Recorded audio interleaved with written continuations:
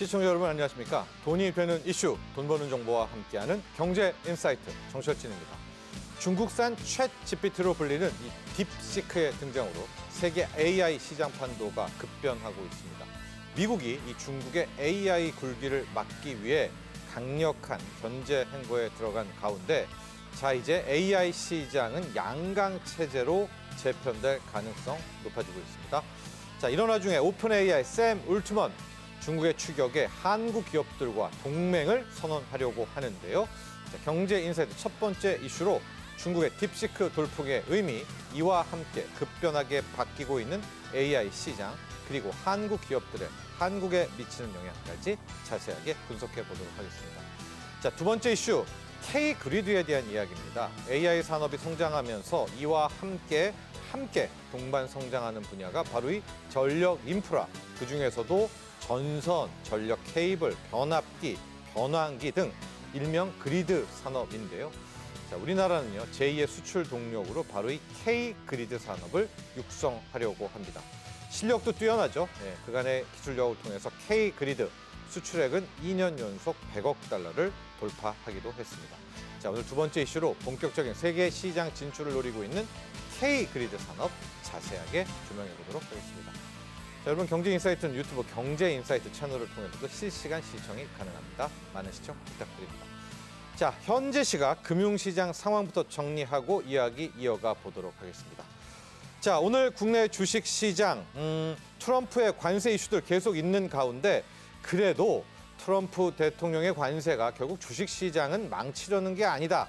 또 이런 신뢰와 확신까지 이어지면서 양시장, 코스피, 코스닥 모두 빨간불을 켜고 있습니다. 코스피 경우 1%대 상승을 유지하면서 2,500선 위에서 움직이고 있고요. 코스닥 역시도 729, 730선에서 움직이고 있는데 전일 대비 1.3% 넘게 상승하고 있습니다. 자, 수급 과정을 보도록 하면은 외국인들 큰 폭의 순매수는 아니지만 코스닥, 코스피 모두 양시장에서 양매수, 모두 순매수로 돌입을 하고 있습니다. 특히 최근 들어서 외국인 투자자들 코스피와 코스닥 모두 양호한 흐름 보이고 있기 때문에 앞으로 향후에도 좀 기대감을 가져볼 필요가 있을 것 같습니다. 자, 환율 걱정 많으셨죠? 그런데도 불구하고 환율 오늘 빠르게 떨어지고 있어서 1,450선 밑으로까지 떨어지는 원화 강세 흐름 나오고 있습니다.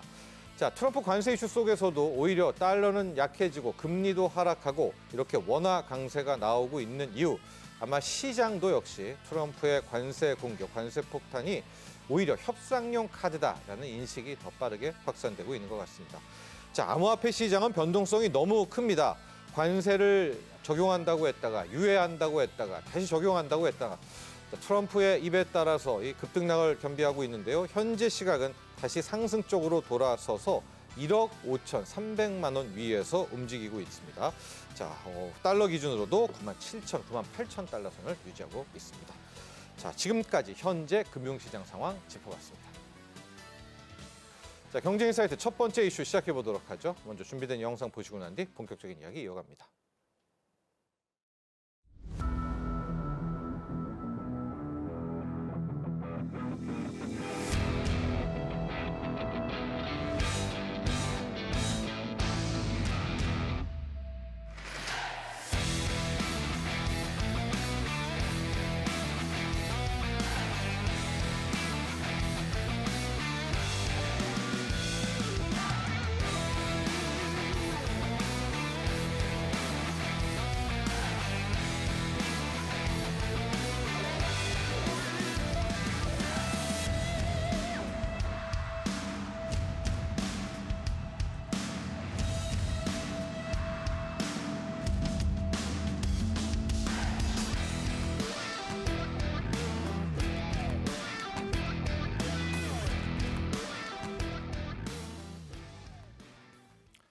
네, 올 1월 말 공개됐던 중국의 딥시크 R1이 전 세계 기술 시장 또 경제적 파장을 일으키고 있습니다. 자, 딥시크 R1의 등장은 미국이 주도하는 글로벌 AI 시장의 판도를 뒤흔드는 그런 역사적인 사건이 되려고 하고 있습니다. 자, 앞으로는 미국과 중국의 AI 패권 전쟁 어떻게 흘러갈까요? 이런 와중에 우리 한국의 AI와 우리 한국의 기업들에는 어떤 영향을 미치게 될지 자세하게 분석해 보도록 하겠습니다. 장우진 GV 인베스트먼트 이사와 함께합니다. 안녕하십니까? 네, 반갑습니다. 우리 시청자분들도 아마 많이 들어보셨을 것 같아요. 워낙 이제 지난달 말 딥시크 나오고부터 참 많은 언론에서도 또 이렇게 뭐 유튜브 인터넷에서도 딥시크 이야기들 많이 나오고 있는데요. 우리 장우진 이사께서 전반적으로 한번 쭉 정리를 좀 해주시죠. 이런 것이 중국의 딥시크 R1이다. 네네. 일단은 딥시크라고 하는 건 이게 회사 이름이기도 하고 이 챗GPT와 같은 이런 오픈 AI 같은 생성형 AI, 생성 AI 네. 모델이기도 한데 네. 일단 딥시크라는 회사를 보면 여기서 먼저 첫 번째 충격이 나옵니다. 설립된 지 1년 남짓 된 회사예요. 네. 그러니까 2023년 5월에 설립된 회사인데 오픈 AI에 거의 맞먹는 모델을 내놓은 게 일단 첫 번째 충격입니다. 네. 네. 그리고 2024년 5월에 V3라고 하는 모델을 처음 공개합니다. 이 회사가. 네. 이 V3라는 모델이 뭐냐면 챗GPT를 많이 사용하시는 분들 보면 아실 거예요. 챗GPT 4.5라는 모델이 있고 그다음에 챗GPT 5.1이라는 모델이 있거든요. 그러니까 챗GPT 4.5는 뭐냐면 생성형 AI 모델인 거죠. 그러니까 대규모 학습 모델인 거고 그다음에 5 같은 경우는 5가 붙은 모델 같은 경우는 추론 모델이에요. 추론형. 네, 두 가지가 좀 다른 모델이라고 보시면 되는데 이 V3라고 하는 건 말 그대로 학습 모델, 챗GPT 4와 비교되는 모델인 거고 이번에 충격을 줬던 R1 모델은 추론 모델인 겁니다. 근데 이 V3를 기반으로 만든 추론 모델인 R1이 이 챗GPT 5원과 거의 맞먹는 또는 어떤 성능에서는 좀 더 앞서는 모습을 보였다. 이게 충격을 줬던 건데요. 네. 일단 이 회사의 설립자가 보면 양원평이라고 해서 1985년생입니다. 근데 이 분에 대해서 조금 주목하면서 얘기해야 될 게 뭐냐면 저장대 출신이에요. 근데 해외 유학파가 아닙니다. 그러니까 네. 그리고 이 딥시크를 설립한 공동 창업자들이 전부 다 내부, 그러니까 국내파예요. 중국 국내파. 그런데 이 오픈 AI를 추격할 수 있는 기술을 개발했다는 건 중국 내의 기술력이 굉장히 좋다는 건데 이 AI 관련돼서 논문이 굉장히 중요하잖아요. 근데 AI 관련된 논문을 많이 발표한 기관, 학교들을 봤을 때 이 저장대가 6위 정도를 합니다. 그리고 예. 10위까지의 기관 중에서 4개가 중국이에요. 그러니까 그만큼 중국은 기술력이 뛰어나고 그 기술력을 바탕으로 해서 나올 게 나왔다라는 게 이번 딥시크에 대한 평가라고 보시면 되고 그러면 이 기능을 그러니까 이미 나와 있는 챗GPT 기능을 추월했다. 네. 이게 얼마나 큰 의미가 있는 거냐? 단순히 추월했다는 것만 따지면 사실은 큰 의미가 없을 수도 있죠. 그런데 시장에서 충격을 받은 건 야 이번에 투자한 비용이 557만 달러, 600만 달러도 안 된대. 우리나라 돈으로 치면 80억 원도 안 된대라는 건데 기존 업체들이 투자했던 걸 보니까 최소한 이거의 10배에서 20배 정도가 들어간다는 겁니다. 네. 근데 반대로 생각하면 5%에서 10% 정도의 비용만으로 챗GPT 5원을 능가하는 모델을 만들었다. 그러면 앞으로 빅테크 업체들이 이렇게 투자하는 게 필요한 거야? 아니 몇 조 단위의 투자가 계속 들어가기 때문에 엔비디아의 GPU 수요가 엄청 늘어날 거고 그거에 따라서 우리나라 HBM도 같이 좋아질 거로 기대했었는데 이렇게 비용 효율적인 모델이 나온다 그러면 과연 우리가 생각했던 AI 모델이 계속해서 돌아가는 게 맞아? 네. 라고 하는 의문이 생겼던 거죠. 좋습니다. 아주 근본적인 질문을 하나 던져야 될 것 같은데 우선 핵심은 정말 R1이 딥시크 R1이 중국이 주장하는 것만큼 이제 사실이냐? 그 이제 진위 여부는 조사 중인데 이사님 이게 맞다면은요. 네. 어떻게 가능하지? 이런 물음이 좀 있어요. 이게 성능도 저사양이고요, AI 칩도 저사양이고 인구하는 이 연구원들도 몇 명 안 들고요, 개발 비용도 80억밖에 안 들었고요. 네. 맞다면 정말 이 주장이 맞다면 어떻게 가능한 겁니까? 이게 뭐 다 뛰어나다는 거예요? 거기 몇 명 연구원들이 다 천재라는 거예요? 일단은 이제 오픈 소스이기 때문에 어떻게 이제 됐는지에 대한 밝혀진 게 몇 가지가 있는데 가장 중요한 건 디스틸레이션이에요. 그러니까 증류라고 해서 네. 우리가 알코올을 증류하는 것처럼 우리 액기스를 뽑아낸다는 하는 거죠. 그러니까 네.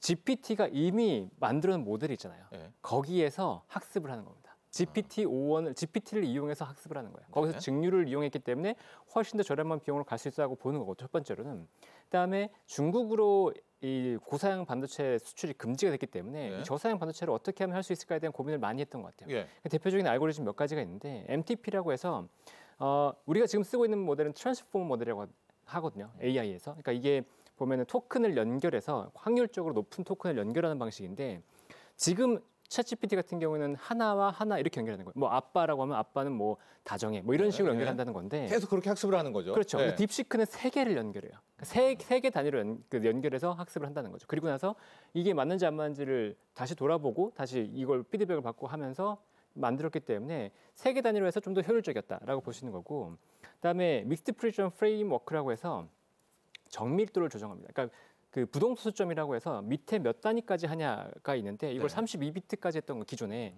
이거를 8비트까지 줄였어요. 그러니까 계산 자체의 정확도는 떨어질 수 있지만 계산 속도는 훨씬 더 빨라질 수 있는 거죠. 그다음에 MOE라고 해서 Mixture of Experts, 그러니까 많은 전문가들을 가지고 있는 게 맞냐, 아니면 천재 한 명을 두고 있는 게 맞냐라고 네네. 봤을 때 네. 요것은 많은 전문가들 모델을 가지고서 이 질문에 대해서는 네가 답해, 이 질문에 대해서는 네가 답해, 이런 식으로 학습했다는 거죠. 전문가들 여러 개를 합친 모델이었다. 네. 그래서 전문가 하나를 각각의 개별적으로 학습시키는 비용은 천재 하나를 양성시키는 것보다 더 작게 들어간다는 거예요. 그러니까 그렇게 크게 한 3가지 정도의 기술이 들어갔다라고 얘기하는데, 결국은 아까 말씀드렸던 것처럼 디스틸레이션이라고 해서 증류가 기본적으로 들어갔고, 거기에 추가적으로 또 얘기 나오는 건 이제 2가지가 있는데, 하나는 정말 투자 비용이 작은 게 맞냐라고 봤을 때 약간 이 과거의 투자 비용, 그러니까 트라이얼 앤 에러가 들어갔던 과거 투자 비용이 너무 삭제됐다. 그리고 연구 인력이 대규모로 필요가 되는데 이 연구 인력에 대한 비용은 계산이 안 됐다. 네. 하고 그다음- 현재 인류망 잡았다. 그렇죠. 예, 현재 그리고 회사 연구원만. 그러니까 이런 거죠. 우리가 요리를 만든다고 할 때 요리 과거에 많이 실패했는데 네. 딱 마지막에 준비한 이 요리만 가지고 내가 얼마 들었어. 이거니까 이거 밖에서 사 먹는 거보다 싸라고 얘기했다는 거예요. 네. 근데 실제로 이 과거 비용들을 보니까 더 클 수 있다라는 거죠. 그런 우려가 그런 것에 대한 약간 비판이 좀 있는 상황이라고 보시면 되고, 자, 네. 네. 네. 그다음에 오픈 AI에서 인력이 유출됐다. 네. 예, 그런 얘기도 있습니다. 그러니까 근데 뭐가 됐건 중국은 만들어냈습니다. 이 딥시크를. 정말 돈을 80억이 아니라 1,000억, 2,000억을 들였다 하더라도 못 만드는 나라가 수두룩하잖아요. 근데 이제 중국은 해냈다는 그 점에서 또 의미를 찾을 수 있을 것 같은데, 지금 이제 미국은 정부 차원도 정부 차원이지만 마이크로소프트가 앞서도 얘기한 그 지식 직무 부분에 있어서 자기들의 데이터를 무단으로 사용했다. 이게 조사가 됩니까? 이게 맞는 얘기, 조사는 한다면 할 수도 있는 거예요? 근데 다른 모델도 이미 디스틸레이션은 하잖아요. 다 되고 있기 때문에 사실 여기에 대한 조사는 어려울 거고, 인력 유출, 그러니까 인력이 직접적으로 데이터를 유출한 게 빼간 있다 거. 그러면 네. 거기에 대해서는 아마 조사가 이룰 수 있지 않을까라고 생각합니다. 자, 이렇게 되니까 이제 미국과 중국의 단순히 하나의 이 딥시크라는 기업이 아닙니다. AI 패권 전쟁으로 나아가고 있고, 이런 의견도 있더라고요. 중국이 어쩌면 이번 전쟁은 미국을 이길 수도 있다. 우리 장호진 이사께서는 어떻게 바라보고 있습니까? 근데 첨단 산업 잘하긴 잘하잖아요. 너무 중국이. 잘하죠. 네. 네. 근데 그 배경을 잘 생각해 보면 1950년대부터 중국이 강조했던 게 있었어요. 중리견문이라고. 예. 네, 문과보다 이과를 중시하는 교육 정책을 폈었고, 그다음에 중국의 지도부들이잖아요. 장점인 후진타오, 시진핑이 모두 공대 출신입니다. 네. 그러니까 그만큼 공대를 예우하는 분위기 자체가 있어요. 그리고 과학기술을 발전시켜야지 나라가 발전할 수 있다는 기본적인, 근본적인 그런 생각을 갖고 있기 때문에 과학기술에 대한 투자가 굉장히 많이 이루어졌습니다. 그러니까 그 개개인, 그 백성들 개개인, 국민들 개개인은 가난하지만 나라는 부강한 나라잖아요.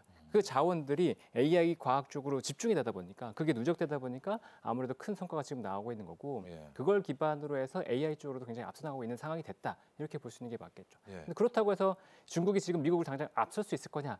또 그렇게 보이지는 않아요. 네, 않지만. 네, 아직은. 예. 네, 왜냐 아까 말씀드렸지만 디스틸레이션이라고 하는 건 누군가 앞에 나가는 사람이 있어야지만 추적할 수 있는 모델이거든요. 그러니까 네. 그럼 중국이 지금 현재의 모델을 가지고 앞서 나갈 수 있냐고 보면 그렇지는 않아요. 그러니까 GPT-5가 또 나와서 네. 이걸 스터디해야지 그걸 쫓아갈 수 있는 모델이 나오는 거지. 근데 지금 GPT 얘기, 그러니까 생성의 AI 얘기 나오는 거 다 보시면 나 GPT-4보다 잘해 이거지. 예. 내가 독자적으로 이만큼 성공했어라고는 말하는 건 없어요.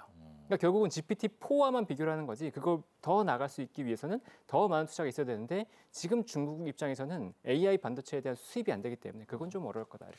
자, 그렇다면은요. 지금 발등에 불이 떨어진 곳이 이 기존의 챗 GPT를 만든 오픈 AI. 또 오픈 AI는 마이크로소프트의 자회사니까 여기 이 팀인데, 그래서 이제 전 세계를 찾아오고 조금 이따 우리와도 찾아오고 할 텐데, 오픈 AI, 이 챗 GPT는 전략 수정이라든가 이거를 가만히 보고만 있지는 않을 것 같은데요. 네. 어떻게 좀 맞서게 될까요? 일단 충격적이었던 건 뭐냐면 아까 잠깐 얘기 들었지만 이 딥시크가 오픈 소스라는 거예요. 네. 그러니까 우리가 어떻게 이걸 만들었고 기술적인 것들 다 공개해서 우리 기술을 기반해서 같이 개발하자 이렇게 나갔던 기술 거예요. 표준이 되겠다. 네, 기술 표준이 되겠다라고 주장했기 때문에 여기에 대해서는 나도 좀 잘못했나라고 생각을 하고 있는 거죠.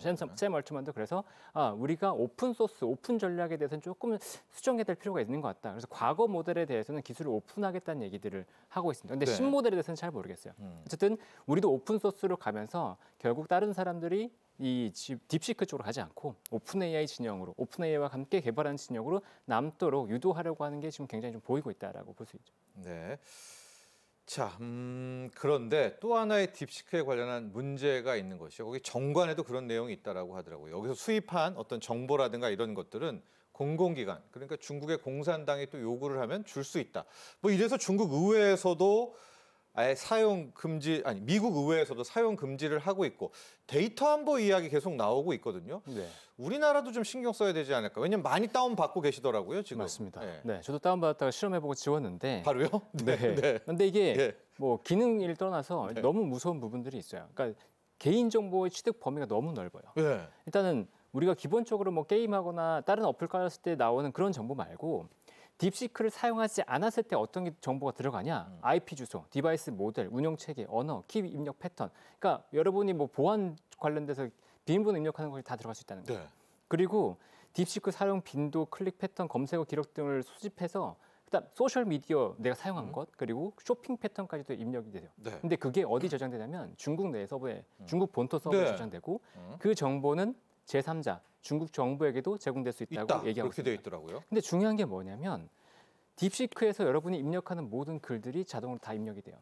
그런데 중국은 최근에 보안법이 굉장히 강화돼서 외국인도 그 국가보안법에 저촉이 되거든요. 예. 그래서 그 국가보안법에 저촉이 어떤 범위가 되냐면 중국을 비판하는 사람들이 돼요.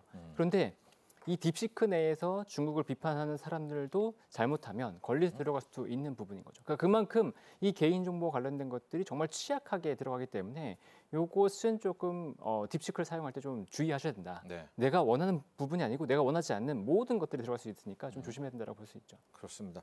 여러분들이요 딥시크를 쓰면서 딥시크한테 여러 가지 묻고 이러이러한 게 뭐 궁금해. 그게 정보 유출입니다. 그렇게 되는 순간 나에 관련한 정보가 빠져나가고 있기 때문에 이 딥시크를 또 다운받아서 사용하시는 분들은 이런 데이터 안보도 좀 유의하시면 좋겠다. 이런 제언도 해주셨고요. 이제는 반도체와 딥시크로 이야기 넘어가 보도록 하겠습니다. 앞서도 얘기했지만 이 딥시크 굉장히 저사양의 엔비디아의 AI 칩을 썼고 그렇지만은 지금 나오는 이야기가 이거 아니다. 몰래 밀수해서 훨씬 좋았던 뭐 H백 등을 쓰고 자기는 안 썼다. 이러해서 트럼프가 더 강하게 중국을 규제할 수도 있는 빌미가 됐다. 이건 어때요? 일단은 H백을 5만 정도 확보했다는 얘기가 나오고 있죠. 그래서 실질적으로는 이거 썼는데 내가 이걸 밝힐 수 없으니까 못했다라고 얘기가 있었고 트럼프가 규제를 한다고 했던 건 5만 장이 우회적으로 갔던 거 플러스 H800과 H20이라고 저사양 반도체 가지고도 뭔가 한다고 하니까 그건 이건 풀어준 말도 거잖아요. 이건 마저도 그것도 다시? 막아버리자. 네, 이건 그러니까 저사양 반도체마저도 규제를 좀 더 강화하자. 이런 움직임 두 가지가 나오고 있는데 첫 번째를 막기 위해서는 중동과 동남아 쪽으로 수출되는 것도 약간 규제하는 더 탄탄하게. 왜냐하면 여기를 통해서 중국으로 우회에서 들어갔거든요. 그러니까 요거를 좀 막으려고 하고 있는 시도가 있고, 그다음에 아까 말씀드린 것처럼 저사양 반도체에 있어서도 중국으로 들어가는 물량을 좀 철저하게 막겠다라고는 의도가 좀 보이고 있긴 합니다. 네. 그래서 지금 엔비디아 주가가 상당히 흔들리고 있는데 여기서부터는 국내 반도체, 우리 하이닉스, 삼성전자, 한미반도체에도 미치는 영향입니다. 그렇게 반도체 규제를 해가지고 우리한테 막히는 부분도 있고 정말 진위 여부를 조사를 했는데 진짜 저사양의 엔비디아 칩으로 이게 탄생됐다면 우리 HBM은 어떻게 합니까? 굳이 좋은 거 만들 필요도 없겠고요. 뭐 가격도 이제 높게 못 부르는 거 아닙니까? 그러면 우리의 HBM 산업은 어떻게 돼요? 이게 이제 좀 착각하실 수 있는 부분인데 저는 약간 좀 다르다고 보는 게 뭐냐면 이번에 이제 이걸 스푸트니크 모멘트라고 얘기를 하고 있잖아요. 네. 그러니까 소련이 스푸트니크 인공위성을 먼저 발사했기 때문에 미국이 긴장을 해서 오히려 더 대규모로 미국 그 우주 산업 쪽으로 투자했던 것처럼 AI 쪽으로 더 투자되겠다는 생각을 바뀔 거다라고 보고 있는데 오히려? 네. 그런데 이번에 딥시크는 비용 효율을 통해서 챗GPT만큼의 어떤 효율을 뽑아낼 수 있다라는 게 포커스긴 한데 네.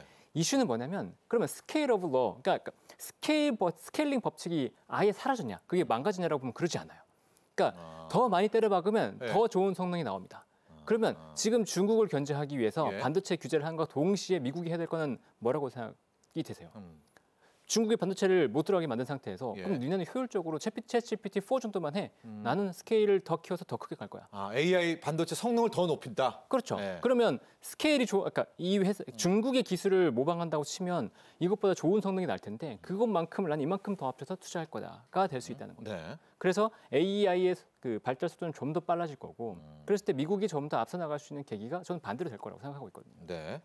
그러니까 오히려 좀 일간에서 나오는 게 야, 이제 호퍼 시리즈로 충분해. 블랙엘이 왜 필요해? 더 나아가서 뭐 루빈이 왜 필요해? HBM4가 왜 필요해? 그게 아니라 우리 장호진 이사께서는 오히려 더 필요하다. 그렇죠. 중국한테는 그냥 저사양으로 던져주고. 네, 앞서 나가기 위해서는 어차피 뭉쳐서 더 많이 하면 더 성능이 좋다는 건 이번에 더 밝혀졌거든요. 그러니까 GPT-4가 아니고 그거 이상으로 빨리 나가기 위해서는 오히려 투자를 더 지금 내는 투자를 전혀 줄일 필요는 없다. 이렇게 볼 수 있는 거죠. 그럼 우리 하이닉스나 삼성전자의 HBM 더 오히려 전망이 밝은 거네요. 딥시크 출연으로. 저는 그렇다고 그러니까 더 밝진 않죠. 왜냐면 더 투자하잖아요. 스푸트니크 모멘트라면. 왜냐하면 지금 투자만 가지고도 투자는 충분한 건데 네. 여기에서 추가적으로 성장을 할 거냐, 내년 내후년 더 성장할 거냐 여기에 대해서는 약간은 퀘스천이 있는 거죠. 다만 엔비디아와 SK하이닉스의 차이점을 본다 그러면 엔비디아의 GPU의 수요는 조금 감소할 수도 있는데 지금은 ASIC 관련된 수요는 늘어날 수도 있다고 얘기하고 있거든요. 네. ASIC이라고 한다면 결국은 여기에도 HBM이 들어가기 때문에 SK하이닉스는 좀 다를 것 같긴 합니다. 좋습니다. 자, 그러나 어찌됐건 오픈 AI 또 마이크로소프트 또 손정희 씨의 이 소프트뱅크는 긴장한 게 사실입니다. 당장 우리 한국으로 날라왔고요. 일본을 거쳐서 이재용 회장 또 SK 채티코 회장도 만났는데 특히 삼성과의 이야기가 어제 뉴스가 쏟아졌습니다. 특히 삼성전자 이재용 회장과의 만남 때는 손정희 소프트뱅크 회장이 아주 깜짝 출연을 해가지고 이제 그야말로 한미일 동맹이 나오고 있는데 삼성전자가 많이 필요하다는 얘기 많이 나오면 뭐 돈도 필요하겠고요. 삼성전자의 파운드리도 필요하다. 기기, 생성형 기기도 필요하다. 장훈 이상, 우리 이제 앞으로 여기에 들어가야 되겠죠? 우리도 스타게이트에? 당연하죠. 스타게이트에 저는 그러니까 사실 셀 멀티만이 방한한다고 했을 때 스타게이트가 나오냐 안 나오냐가 굉장히 중요하다고 봤었거든요. 근데 예. 결국 나왔어요. 근데 스타게이트 얘기가 나온 대상이 삼성전자였다는 게 저는 진짜 다행이라고 생각합니다. SK에 대해서는 크게 안 나왔고 예. 삼성이 같이 들어갔다는 건 어쨌거나 삼성을 끌고 간다고 하는 부분이기 때문에 예. 저는 굉장히 긍정적으로 볼 수 있다고 생각을 하고 삼성이 어떤 역할을 역할을 가질 수 할까? 있냐. 그거죠. 네, 아직 전혀 공개되지 않았어요. 네. 그러니까 비공개로 회장이 됐고 그 이후에도 아직 얘기가 되지 않았기 때문에 삼성이 앞으로 여기 어떻게 참여해서 같이 갈 거냐 이건 굉장히 중요할 거로 보고 있긴 한데요. 어쨌든 스타게이트 쪽으로 삼성이 얘기 나왔다는 건 우리나라에 여전히 기회는 있다라고 볼 수 있는 부분인 거죠. 삼성전자한테는 지금 현금성 자산 100조 있잖아요. 그렇죠. 돈 많죠. 50조 정도 내라 하면 내구도 들어가야 돼요? 들어가야죠. 네. 예. 그렇게 해서라도 그러니까 거기에 대해서 우리가 지분도 갖고 가겠지만 그 지분을 투자함으로 인해서 우리가 가져올 수 있는 산업적인 영향력이 굉장히 클 거라고 보고 있거든요. 네. 그러니까 참여는 당연히 해야죠. 좋습니다. 자, 그리고 또 하나 카카오와는 공식적인 협업을 발표를 했는데 카카오 주가 뭐 계속해서 급등을 하고도 있습니다. 카카오는 이 생성형 AI 거대 언어 모델 개발하려다가 그냥 포기를 했는데 오히려 잘 된 거 아닙니까? 이제 그냥 주겠다는 거 아니에요, 지금 챗 GPT를. 그럼 카카오의 미래, 카카오의 협업은 어떤 의미를 좀 찾아볼 수 있습니까? 사실 그러니까 뭐 오픈 AI 같은 경우는 누구든지 쓰려고 하면은 쓸 수는 있는 부분이고 뭐 그렇긴 한데 카카오의 전략적인 부분 자체가 오픈 AI를 흡수하고 그러니까 우리가 자체적으로 뭔가 해봐야 되겠다라기보다는 그러니까 안 되는 거죠, 또 해봐도. 다른 모델을 적극적으로 도입을 하면서 이 솔루션 자체를 적극적으로 도입해서 사용하겠다라는 측면으로 전환됐다는 걸 굉장히 중요하게 보셔야 될 것 같아요. 그러니까 카카오도 이제는 이거를 활용할 수 있는 부분으로 간다. 왜냐하면 아까 말씀하셨지만 딥시크를 통해서 비용은 분명히 절감될 거거든요. 네. 그러니까 AI 솔루션 쪽으로 활용하는 건 굉장히 활성화될 텐데 그랬을 때 이 카카오가 사용할 수 있는 이 데이터를 기반으로 해서 이걸 분석해서 개인 맞춤형으로 뭔가 솔루션을 제공할 수 있는 부분 그리고 네. 지금 카카오페이와 카카오뱅크까지 확장되고 있는데 뭐 개인화된 대출과 투자 상품이라든가 아니면 신용 평가를 할 때 굉장히 정교하게 개인을 맞춤형으로 나온다든가 이런 것들이 AI 접목되면 가능하거든요. 근데 이거를 독자적으로 하는 게 아니고 이미 검증된 오픈 AI를 통해서 같이 전략적으로 한다는 건 분명히 카카오에 긍정적일 거다라고 판단이 됩니다. 카카오 때문에 또 이런 시각들 나오는 것 같아요. 우리가 이제 AI 산업이 되게 범위가 넓잖아요. 이제 GPU도 있겠고 HBM도 있겠고 지금 나온 생성형 AI도 있는데 우리가 생성형 AI는 안 됐지만은 이걸 이용하는 일종의 이제 솔루션, AI 소프트웨어로도 또 하나의 AI 산업의 세계적인 축을 차지할 수 있다. 이런 식으로 이쪽을 좀 우리가 한번 뚫어보면 어떠냐? 이거에 대해서는 어떻게 생각하세요? 그게 좀 아쉬운 부분인데요. 네, 그러니까 아쉬운 거예요? 우리가 해법이 아니라? 그러니까 두 개 중에 하나로 생각할 수 있겠죠. 딥시크처럼 우리도 저렴한 모델로 빨리 만들어서 진출하겠다라는 생각이 있을 수도 근데 있겠고. 그게 이제 안 되니까. 네. 네. 그런데 이제 그럼 우리나라 솔루션이 비용이 절감되니까 이걸 가지고 뭔가 할 수 있겠다라고 싶을 수도 있는데 우리나라 솔루션이 글로벌 진출이 굉장히 제약적이에요. 그러니까 글로벌리 성공한 케이스도 없고 네. 그다음에 우리나라의 기술력도 그만큼 되지도 않고 그다음에 어느 정도적인 장벽도 있기 때문에 예. 솔루션 쪽으로 글로벌리 엄청난 기회를 찾겠다? 이거는 좀 의문이긴 합니다. 근데 의료 AI 쪽에서는 그래도 가능성을 보이고 있기 때문에 예. 그런 쪽으로 조금 더 관심을 갖고 보아야 되지 않을까? 네.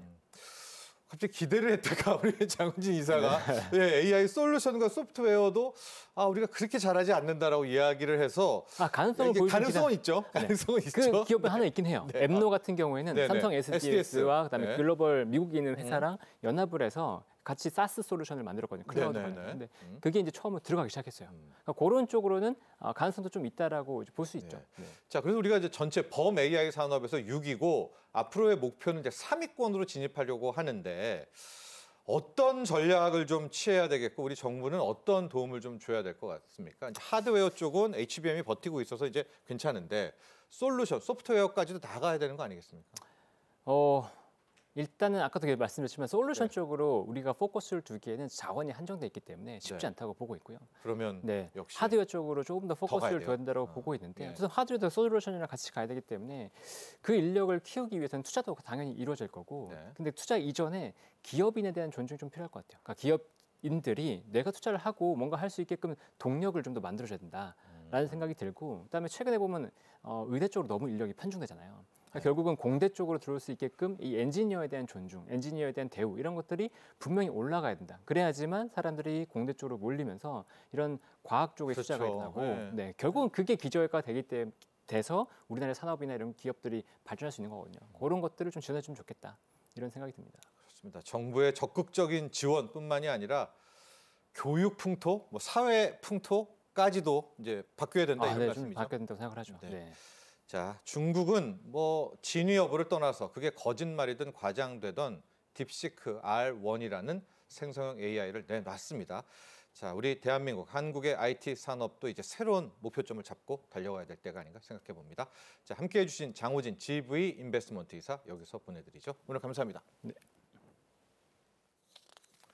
자, 잠시 후 두 번째 이슈 K 그리드 산업 분석해 보도록 하겠습니다. 영상 보시고 난 뒤 이야기 이어가죠.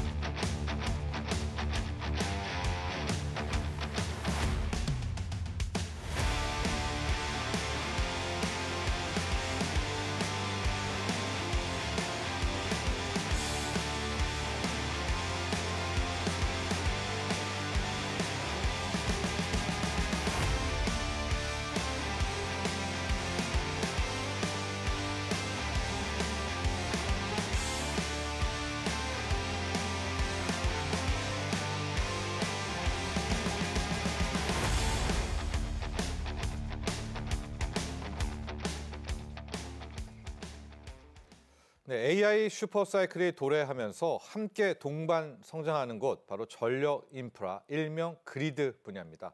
특히 우리나라가 바로 이 그리드 부분에서는 세계적으로 앞서가고 있는데요. 미국을 비롯해서 전 세계로 뻗어나가고 있고 또 이 한 축의 원전도 있고요. 또 그에 버금가는 수출 동력이 되고 있습니다. 자, 오늘 이 시간에는 K그리드에 대해서 자세히 살펴보도록 하겠습니다. 남인식 SK증권연구원 모셨습니다. 안녕하십니까? 네, 반갑습니다. 우리가 이제 보통 편하게는 전력 인프라 이런 표현 많이 쓰거든요. 변압기 이렇게도 얘기를 쓰는데 K 그리드 이제 이런 용어를 이제 많이 쓰면서 가고 있어요. K 그리드에 대한 용어 설명을 좀 해주시면서 네, K 그리드는 어디까지 포함하는 거야? 여기다 한번 개념 정리 좀 해보죠. 알겠습니다. 그래서 그리드라고 하면 그리드. 사실 말이 어려울 수 있는데 단어 그대로 번역을 하면은 격자라는 뜻입니다. 네. 그럼 격자랑 전력망이랑 무슨 상관이 있냐 이렇게 하는데 실제로 전력망 연결된 거를 보면은 거미줄처럼 네트워크가 촘촘하게 연결되어 있다 보니까 격자 구조로 되어 있다. 그래서 그리드라고 합니다. 그래서 우리가 머릿속으로 생각을 할 때는 전력망, 그리드, 전력 네트워크 이것이 똑같은 개념이다. 이렇게 봐주시면 좋을 것 같아요. 네. 그래서 전력망이라는 거는 이제 송전과 또 요 가장 큰 카테고리가 전력망이고 세부적으로 들어가면은 송전 그리고 또 배전으로 나눌 수가 받는 배전. 있습니다. 네. 그래서 우리 몸으로 제가 비유해서 많이 설명을 네. 드리는데 우리가 뇌에서 전기 신호를 준 다음에 척추를 따라가지고 중추신경계에 따라서 말초신경계 가고 손이라던가 눈동자를 움직이잖아요. 네. 전력도 똑같습니다.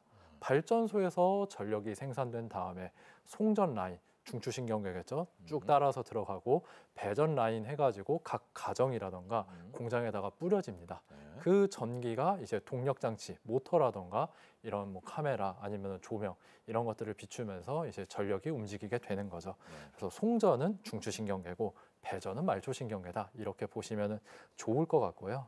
그래서 그러면 전력기기라는 게 품목들이 굉장히 다양한데 네. 어떻게 맞아요. 나눠져 있냐 네. 이렇게 전력 생산부터 다시 한번 봐볼게요. 그래서 발전소에서 쓰이는 것들은 터빈 또는 발전기도 전력기기의 품목 중에 하나이고 우리가 많이 들어본 ESS도 네. 발전소 옆에다가 많이 짓고 있죠. 네. 그래서 이런 것들도 전력기기이다라고 볼 수 있고 송전 배전에 들어가는 것들이 이제 변압기와 차단기가 있습니다. 예. 변압기가 영어로는 이제 트랜스포머인데 뭐를 변환시키냐 하면은 전압을 변환시키는 겁니다. 전압을 올렸다가 내렸다가 하는 게 변압기. 그리고 또는 차단 또 다른 제품으로는 차단기가 있는데 이거는 영어로 서킷 브레이커라고 합니다. 많이 들어보셨죠? 네. 증시에서 갑자기 빠지면은 네. 서킷 브레이커가 발동되는 것처럼 폭등 폭락할 때. 네. 마찬가지입니다. 그래서 우리가 집에 있을 때 두꺼비 집을 생각하시면 좋을 것 같아요. 이상 전력 또는 이상 전류가 흐르게 되면은 딱 전력을 차단시키는 게 차단기의 역할이다라고 볼 수 있겠습니다. 그래서 품목으로 보면 발전기, ESS, 변압기, 차단기 이렇게가 대표 품목이다라고 볼 수 있을 것 같습니다. 네. 자, 그런데요, 여러분. 너무나 기분 좋은 건 아마 주식 투자하시는 분들은 잘 알겠지만 작년에 이걸 아신 분들이 많았을 겁니다. 바로 이 그리드, 특히 변압기, 전선. 우리 대한민국이 이렇게 잘할수록 압도하고 있구나. 그래서 뭐 주가도 5배, 6배, 7배씩 올랐는데 정말 우리 K그리드, 대한민국이 그리드 산업에 있어서의 위상 탑티어 맞습니까? 네. 사실 객관적으로 보면은 네. 탑티어라고 보기에는 조금 부족할 수도 있다라고 말씀드릴 그래요? 수 있을 것 같아요. 예. 네, 끝까지 들으셔야 네, 됩니다. 끝까지 들을게요. 네. 그래서 숫자로 보시면은 네. 한국이 전체 이제 수출 시장에서 전체 전력기기 시장에서 차지하는 게 8위이고 마켓쉐어로 보면은 한 2% 정도밖에 되지는 않습니다. 그래서 1위로 보면은 중국이 있고 예. 2위는 독일이 있는데 중국 같은 경우는 업체는 이제 로컬 기업들이 굉장히 많이 있고 독일 같은 경우에는 지멘스라는 이제 어마어마한 기업이 기업이 있죠. 하나 있죠. 네. 네, 그리고 3위는 이제 미국인데 미국에는 GE 또는 이튼, 허백 이런 대기업들이 많이 포진이 되어 있습니다. 4위는 이제 멕시코인데 멕시코는 이제 멕시코 로컬 업체들이라기보다는 미국에서 이제 공장들이 많이 이전이 됐다 이렇게 보시면 될 것 같습니다. 네. 근데 제가 끝까지 그런데, 들어보라고 네. 하는 이유가 네. 사실은 요 판도에서 많은 변화가 생겼어요. 이 전력기기 시장에서 가장 큰 시장이 북미, 미국입니다. 근데 미국에서 중국산 전력기기를 배제하자라는 움직임이 2019년부터 나타났습니다. 예. 왜냐하면은 화웨이 이슈랑 똑같아요. 화웨이가 국가 안보 측면에서 통신 장비 시장에서 퇴출된 것처럼 전력기기 시장에서 중국산 변압기, 중국산 전력기기가 퇴출되기 시작을 했습니다. 그래서 그 빈자리를 한국 업체들이 다 차지를 하고 있는 거죠. 네. 근데 단순히 뭐 빈자리가 생겨서 한국 업체들이 들어왔다 이거는 아닙니다. 그렇죠. 네. 왜냐하면 한국의 전기 품질이 워낙 우수했고 그런 것들이 이제 전력기기 업체들이 많이 이제 서포트를 해줬거든요. 그래서 우리나라 같은 경우에는 대규모 정전이 발생하는 게 굉장히 이례적인 일인데 미국에서는 허다하게 발생을 하고요. 그리고 송배전하는 과정에서 전류 손실이 나타나는데 한국은 3.5%, 미국은 6% 가까이 나타납니다. 그러다 보니까 한국에 기본적으로 전력기기 품질이 좋다라는 인식은 있었는데 기회가 없었던 거죠. 네. 근데 중국이 빠져나가면서 한국 거 한번 써보니까 가격도 괜찮고 실력도? 품질도 좋고 납기도 잘 맞추지 않냐라고 해가지고 한국의 수출 금액이 굉장히 폭등을 했다라고 볼 수가 있겠습니다. 그래서 수출이 최근 2년에 이제 확 떠올랐고 네. 작년에 그렇게 기염을 토한 거죠. 예. 네, 맞습니다. 예. 수출 볼까요 한번? 네. 그래서 수출 데이터를 보시면은 이제 2024년에 전력망 토탈 해가지고 한 115억 달러 이렇게 투자 금액이 올라갔습니다. 네. 그래서 지금 보시는 수출 데이터들은 품목별로 브레이크다운이 된 건 아닌데 변압기 같은 경우에 보면은 이 그래프 각도가 정말 놀라울 정도로 서 있죠. 네, 확 네. 올라갔습니다. 그래서 주가 차트만 보더라도 네. 그런 것들이 이제 대변을 하는데 그러면은 왜 갑자기 한국의 변압기 또는 전력기기 수출이 2022년에 증가를 했냐? 네, 왜 이거를- K 그리드냐? 네, 말씀드리고 싶습니다. 그래서 일단 이유는 시장으로 나눠서 보면은 미국향 수출 금액이 많이 증가를 했습니다. 그럼 왜 수요가 증가했냐? 두 가지 이유가 있는데 첫 번째는 신재생 에너지, 두 번째는 노후 전력망 교체 이슈입니다. 그래서 신재생 에너지 같은 경우에는 미국은 기본적으로 신재생 에너지는 발전과 소비지가 멀리 떨어져 있습니다. 우리나라로 치면은 강원도, 전라도에서 전력 생산해서 서울에다가 보내는데 미국도 비슷하거든요. 네. 미국은 남부에서 태양광 발전을 해서 서부와 동부까지 이어줘야 되는 게 미국의 상황이다라고 볼 수 있겠습니다. 그래서 트럼프 정권 이전에 이제 바이든 정권에서 신재생 에너지 드라이브를 많이 걸었는데 그만큼 파생해가지고 전력기기 수요, 송전망 수요가 생겼다라고 보실 수가 있을 것 같고요. 네. 두 번째로 이제 노후 전력망 교체 수요인데 사실 미국의 전력망이 1950에서 70년대에 많이 설치가 됐었습니다. 이때 석탄, 석유 발전소들이 많이 생겨나면서 인프라 투자가 됐었거든요. 근데 보통 변압기 사용 연수가 40년 정도 됩니다. 다 이미 낡아버린 거죠. 네.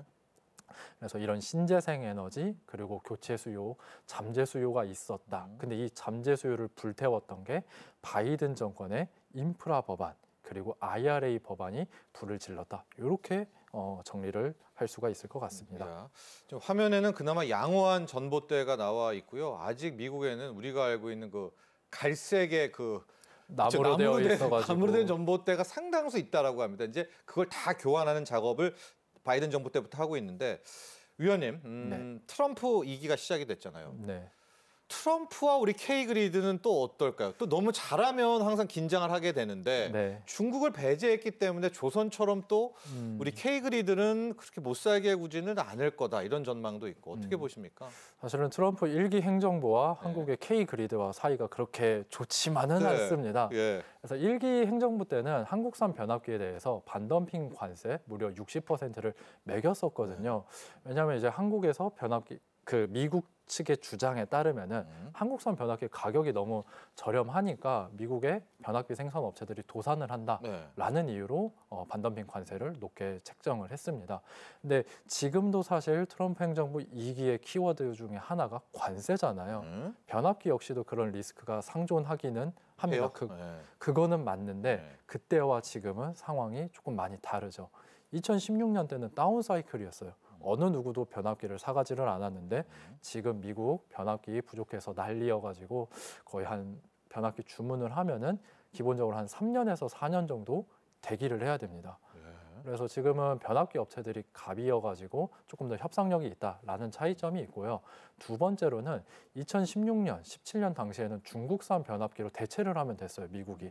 근데 지금은 선택지가 없다 보니까 미국이 한국산 변압기를 사실은 선택할 수밖에 없다. 이렇게 말씀드릴 수밖에 없고요. 네. 마지막으로는 한국 업체들도 이미 대응책을 많이 짜놨습니다. 그래서 현대일렉트릭, 효성중공업 모두 다 미국의 공장을 보유하고 있고 이미 운영을 하고 있는 상황이다 보니까 한국산 변압기의 관세를 때린다고 하면은 미국에서 생산해서 그렇죠. 판매하면 되지 않냐. 네. 이렇게 이제 대응을 할 수가 있거든요. 그래서 객관적으로 보면은 조금 위험 요인이 있기는 한데 있긴 하나. 그래도 기업들 그리고 나라에서도 그런 대응책들을 많이 해결책을 고민을 해놨다. 네. 이렇게 정리를 할 수 있겠습니다. 자, 저희가 오늘 첫 번째 이슈로 딥시크도 다뤘고요. 그동안에 AI 산업에 대한 이야기도 많이 해드렸습니다. 전기 먹는 하마, AI 시대는 결국 전력이 많이 필요하고 전력 인프라까지 와야 되는 것이기 때문에 K-그리드. 어떻습니까? 이제 미국은 더 AI 산업을 고도화된 거고 미국뿐이겠습니까? 우리나라도 그렇고요. 유럽 여담은 또 가만히 있겠습니까? 그렇다면 K-그리드의 전망은 더 밝다. 이렇게 저희가 결론 내려도 되겠죠? 네, 그래서 제가 커버하는 산업들이 여러 가지가 있는데 네. 제일 마음 편한 쪽이 전력기기 쪽이에요. 네. 그래서 왜 전력기기 쪽 주가도 잘 안 빠지고요. 주가도 네. 잘 안 네. 빠지고 네. 좋죠. 네. 그래서 왜 이렇게 제가 자신감을 가지고 있냐라고 하면은 미국의 전력 수요 전망치 때문입니다. 미국이 지난 과거 20년 동안 GDP가 계속 성장함에도 불구하고 전력 소비량은 거의 증가하지 않았어요. 정확히는 매년 연평균 0.5%씩 증가를 했는데 최근에는 이 수치가 기울기가 가파르게 변하고 있습니다. 그래서 텍사스 전력청 같은 경우에는 앞으로 10년 동안 전력 소비량이 한 6% 정도 매년 성장한다라고 해가지고 미국의 소비량이 많이 증가한다 이렇게 볼 수 있겠습니다. 네, 좋습니다. 앞서 잠깐 얘기해줬지만은 트럼프 대통령의 반덤핑 이런 위기도 분명 있습니다. 우리가 그걸 이제 대비를 하면서 차라리 이제 앞서도 얘기했지만 유럽도 AI 할 거 아니에요. 또 유럽이겠습니까? 다 또 AI 하고 중동도 하면은 저희가 수출 다변화로도 또 열 수 있는 대목 아닙니까? 맞습니다. 네. 그래서 이 AI 팔란티어 실적 발표를 네. 보면서 그 스크립트를 보면서 많이 어제요? 놀랐던 네. 게 물론 매출액 성장률도 높긴 하지만 이 AI 활용에 있어서 미국이 가장 빠르고 선도적이고 네. 유럽이 좀 쫓아오고 있다라는 이야기가 있거든요. 예. 반대로 이야기를 하면은 이 AI 활용이 미국에서 유럽으로 건너가게 되면은 또 한 번 그렇죠. 전력 사용량이 올라가게 되고 그렇죠. 한국의 기회가 될 거다라고 볼 수가 있겠습니다.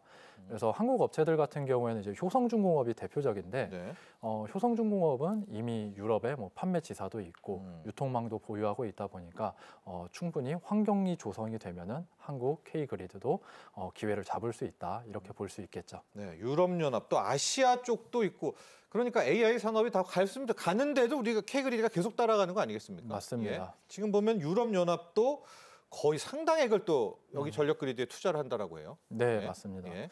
그래서 유럽 같은 경우에도 그렇게 많이 투자를 하고 있고 사실 이제 미국 쪽에 워낙 많이 드라이브가 됐고 앞서서 현재까지는. 많이 이야기가 됐는데 스타게이트 프로젝트도 발표를 하고 그래서 좀 딥시크 이야기도 한번 좀 드려보고 싶어요. 그러니까 딥시크 때문에 주가도 빠지고 조금 수요가 많이 전력기기도 됐지만, 감소하는 거 아니냐 네. 이런 우려가 있는데 사실은 이런 주가적인 주가가 하락했을 뿐 이렇게 중동, 동남아, 북미 쪽에서 이제 글로벌 유럽연합, 예. 네, 다들 이제 투자하고 있다 보니까 전력기기 수요는 굉장히 강하다라는 거를 말씀드리고 싶고요. 실제로 지난주 금요일에 예. 미국의 이튼이라는 배전 전력기기 회사가 있습니다. 네. 시가총액이 한 유명하죠. 200조 네. 원 정도 되고 업종을 대표하는 회사인데 네. 그 어닝콜 주제도 딥시크였는데 그래서 거기 대표이사가 그런 말을 하더라고요. 데이터 센터형 전력기기 수요는 7년치가 쌓여져 있다라는 말도 하고 예. 그리고 딥시크 이후에 빅테크 업체들과 데이터 센터 업체들과 고객사들과 대화를 했는데 전혀 투자 동향에 대해서는 바뀐 것이 없다라고 이야기를 했습니다. 예. 그래서 이런 딥시크 우려에 대해서는 전력기기는 관련이 없다라고 말씀드리고 싶습니다. 네. 그리고 이제 또 한 축 이야기. 이거는 우리의 좀 그리드를 더 키워서 2차 전지까지도 해당이 되는데요. ESS입니다. 에너지 저장 장치 ESS. ESS도 이제 잘 아는데 네. 이제 여기에 들어가는 배터리가 또 우리의 2차 전지 아니겠습니까? 맞습니다. 그런데 아직까지 2차 전지는 이 ESS를 그렇게 희망차게 보는 것 같지는 않아요. 우리 위원님께서는 어떻게 보십니까? ESS가 결국 차기에 또 하나의 좀 선풍적인 인기를 끌 것이다. 이런 성장 동력 이야기도 나오는데요. ESS 이야기도 좀 해볼까요? 네, 그래서 전체 2차 전지 시장에서 사실 ESS가 차지하는 비중이 그렇게 크진 않다 보니까 네. 부각은 안 되지만 성장세로 보면은 ESS 산업 역시도 굉장히 밝습니다. 맞습니다. 네. 그래서 매년 연평균 20%씩 성장하는 산업이 ESS 산업인데 테슬라 역시도 실적 발표할 때마다 ESS 사업부의 판매량 그리고 ESS 용량이 매분기 올라가는 상황이고요. 그리고 트럼프 정권 들어서 신재생 에너지 투자에 대한 속도 조절이 이루어지기는 하지만 네. 작년 데이터로 봤었을 때 미국의 신규 발전기 설치된 게 40%가 태양광입니다. 그리고 태양광 옆에는 반드시 ESS가 ESS가 있어요. 들어가야 에너지 되는 저장해야 되니까. 네, 그래가지고 ESS 산업 역시도 전망이 밝다라는 거를 말씀드리고 싶고요. 그리고 ESS 산업 역시도 공급망 재편이 이루어지고 있습니다. 미국에서 ESS를 팔려면은 미국에서 배터리를 만들고 미국에서 제조를 하라라는 게 이야기가 나오고 있다 보니까 반사수혜로 한국 역시도 기회를 잡을 수 그렇죠. 있다라고 네. 볼 수 있겠습니다. 예. 중국도 배제되고요. 네. 에너지 저장 장치라는 그 자체가 배터리 아닙니까? 우리의 2차 전지 전기차 때문에 좀 수요가 떨어진다고 하는데 ESS에서 출구 좀 찾았으면 좋을 것 같고 자, 우리 정부도 이 K그리드에 적극 지원, 총력 펼쳐고 있습니다. 작년 12월에 K-그리드 수출 얼라이언스를 출범을 했거든요. 자, 앞으로 이제 정부도 함께 우리 K-그리드와 함께 하고 있습니다. 자세한 내용 좀 한번 볼까요? 네, 그래서 K-그리드 얼라이언스가 이제 발족이 됐는데 내용은 정부와 전력기기 업체들 그리고 EPC 업체들이 연대해서 수출을 본격화하자라는 것이 중요 내용입니다. 네. 그래서 전력 인프라 같은 경우에는 국가 기관망 사업이기 때문에 정부의 지원이 반드시 필요합니다. 왜냐하면은 이 고객사 입장에서는 전력망이 셧다운이 되면은 걷잡을 수 없이 이제 블랙아웃, 대정전이 그렇죠. 발생을 하다 네, 보니까 정부의 보증이라던가 이렇게 같이 연합해서 활동을 하는 게 굉장히 중요하거든요. 예. 제품의 신뢰성이 중요하기 때문입니다. 그래서 이렇게 민관 합동을 해가지고 수출 판로를 더 열어보겠다라는 게 K-그리드 얼라이언스의 중요 내용이라고 볼 수 있겠습니다. 예. 그리고 전력기기 산업이 기본적으로 투자 유발 개수가 굉장히 좋습니다. 그렇죠. 네. 네. 사실 변압기만 팔면은 바늘 가는데 실 가는 것처럼 전선도 같이 팔고 그래야 되거든요. 네. EPC도 같이 들어가면서. 그래서 업체들 같은 경우에도 여기에 대해서 굉장히 고민을 많이 했습니다. 변압기도 파는데 옆에다가 전선도 같이 팔면 안 될까? 시너지를 붙이는 것들을 고민을 했는데 네. 이렇게 산업부에서 같이 고민을 해줬다라는 측면에서 굉장히 중요한 정책 중에 하나다. 이렇게 요약할 수 있겠습니다. 그렇습니다. 뭐 조율이죠. 일종의 좀 조율을 해주면서 우리 네. 워낙 전선도 뭐 세계적인 전선 기업이 있고요. 변압기 기업도 있으니까 뭐 정부와 함께 이렇게 머리를 맞대서 한 테이블에서 조율하면 참 좋을 것 같다 이런 생각이 듭니다. 자, 우리 산업통상자원부가요. 2030년까지 K-그리드 수출액은 150억 달러, 세계 시장 점유율도 5% 이상 달성 목표를 내세웠습니다. 자, 정부와 기업들 어떻게 앞으로 좀 나아가야 될까요? 일감은 넘쳐나는 것도 많아요. 하고 인정받고 있지 않습니까? 지금 세계적으로. 네, 맞습니다. 지금 거의 슈퍼사이클이라는 말이 무색할 정도로 전력기기 업체들이 굉장히 선방을 하고 있습니다. 현대일렉트릭, 효성중공업, LS일렉트릭 모두 다 이제 재무제표 영업이익률 보면은 놀라운 수치를 기록을 하고 있는데 이거를 더 길게 이어가야겠죠. 그래야죠. 네, 네. 이어가야 되는데 네. 제일 걸리는 게 사실은 관세 부분입니다. 그래서 예. 관세 같은 경우는 개별 기업이 미국 행정부를 대상으로 협상을 할 수 있는 부분은 아니다 보니까 예. 정부에서도 이 관세에 대해서 목소리를 내주고 기업들을 조금 더 보호할 수 있는 그런 목소리를 내주는 게 중요하다라고 생각합니다. 예. 그렇습니다. 트럼프 행정부입니다. 당연히 관세를 가지고 우리가 잘하고 있는 K-그리드를 또 이야기를 할 텐데 정부가 또 함께 가면서 이 문제도 해결을 하고요. 이제 미국뿐만이 아닙니다. 유럽연합도 우리 진출해야 되겠습니다. 예, K-그리드의 전망을 박다. 또 이렇게 요약해 보도록 하겠습니다. 도움 말씀 주신 남인식 SK증권연구원 여기서 보내드리겠습니다. 오늘 감사합니다. 네. 자, 여러분 경제인사이트 오늘 준비한 소식은 여기까지입니다. 5일 정부에 따르면 작년 우리나라의 합계 출산율 0.74명을 기록했습니다. 2015년 1.24명에서 지속적으로 감소했고 바로 2023년에 0.72명이었거든요. 0.74명. 소폭이긴 하지만 출산율 반등에 성공을 한 것인데요. 유엔이 작년 7월 발표한 자료 보면 홍콩의 합계 출산율 0.73명입니다. 우리나라가 0.74명. 그렇다면 아직 조심스럽지만 세계 최저 출산율 국가라는 오명도 벗을 수가 있을 것 같아요. 자, 한국이 이렇게 그래도 반등에 성공한 데는 그동안 다양한 정부의 노력, 정책이 중요한 역할을 했다라는 평가 나오고 있습니다. 자, 앞으로도 이런 저출산 추세 본격적으로 반전될 수 있도록 우리 또 정부, 또 우리 국민들 함께 힘을 모아서 달려가면 좋을 것 같습니다. 오늘 여기서 인사드리도록 하겠습니다. 금요일 오후 3시에 여러분 다시 찾아뵙죠. 시청자 여러분 감사합니다.